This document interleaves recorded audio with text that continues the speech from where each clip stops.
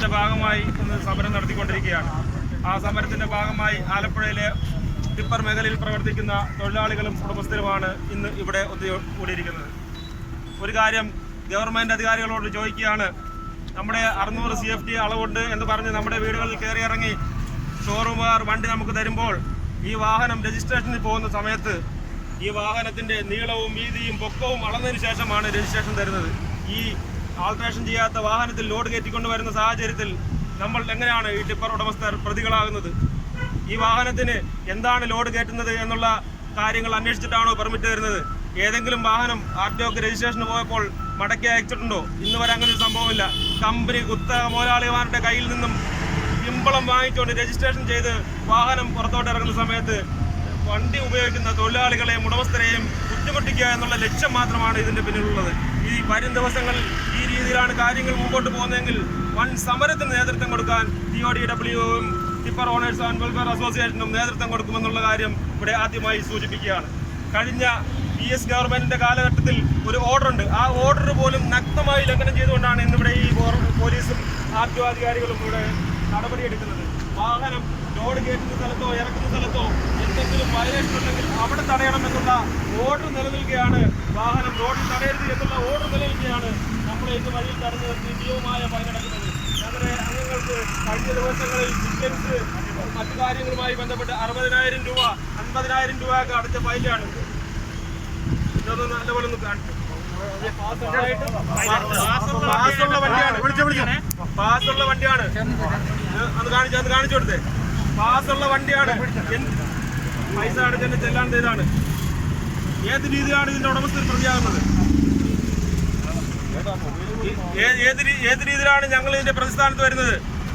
പാസുണ്ട്. രണ്ടാമത് ഈ tonnage load എടുക്കണമെന്ന് പറയുന്ന സാഹചര്യത്തിൽ വാഹനത്തിന് ലോഡ് തരുന്ന ഒരു സ്ഥാപനത്തിലും പേ ബ്രിഡ്ജില്ല. ഇത് അധികാരികളെ ജിയോളജി ഡയറക്ടറേറ്റ് ഞങ്ങൾ അറിയിച്ചു. ജിയോളജി ഡയറക്ടറേറ്റ് പാസ് തരുന്നില്ല എന്നുള്ള കാര്യം അവരെ അറിയിച്ചപ്പോൾ അവർ പറയുന്നത് നിയമപരമായി കേസെടുക്കാമെന്നല്ല പറയുന്നത്. അതിന്റെ ഉടമസ്ഥനെ ഞങ്ങൾക്കറിയാം.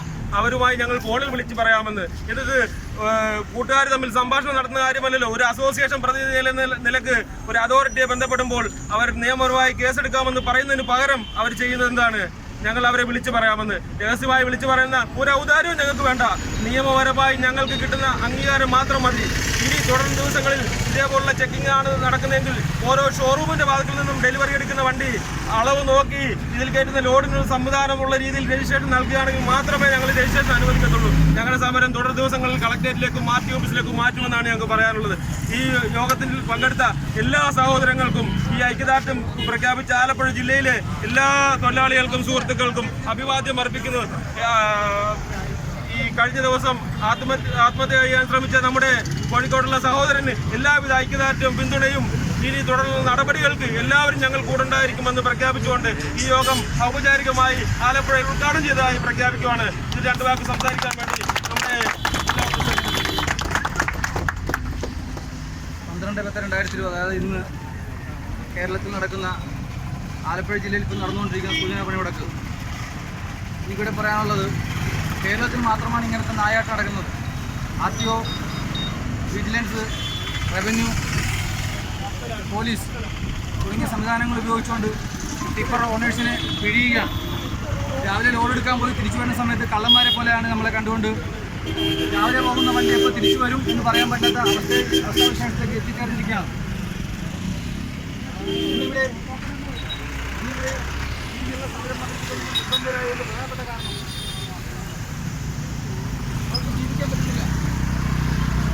തൊഴിലാളികൾ മറ്റുള്ള തൊഴിലെടുത്ത് ജീവിക്കുന്ന പോലെയല്ല ഇവിടുത്തെ സ്ഥലത്തെ തൊഴിലാളികളുടെ അവസ്ഥ. അവർ ഭക്ഷണവും വിശ്രമവുമില്ലാതെ കാടുകളിലും മലകളിലും പോയി കിടന്ന് ഞങ്ങൾ സാധനം കൊണ്ടുവരുന്ന കള്ളൻ്റെ അവസ്ഥയിലേക്കാണ് സാധനങ്ങൾ ഇവിടെ എത്തിച്ചേരുന്നത്.